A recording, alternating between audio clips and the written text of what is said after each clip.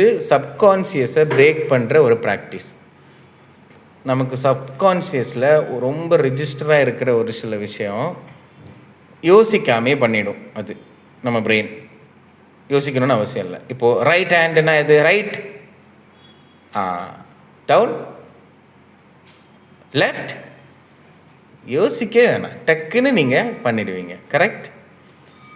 But இது subconscious. இதை நம்ம பிரேக் பண்ண போகிறோம். அதாவது இனிமேல் நான் ரைட்டுன்னு சொல்லும்போது லெஃப்ட்டு தான் நீங்கள் வைத்தணும், லெஃப்ட்னா right.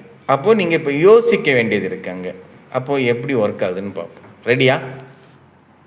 3, 2, 1 start. Left, down, again right, down, left, down, right, down, left, down, left. பார்த்தீங்களா? இந்த மிஸ்கால்குலேஷன் இருக்கக்கூடாது. சப்கான்சியஸை பிலீவ் பண்ணக்கூடாது.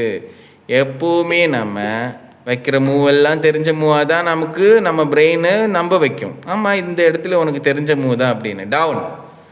பட் சப்கான்சியஸை சப்கான்சியஸ் திங்கிங்கில் ஒரு மூவ் வைக்கக்கூடாது. ஓகே?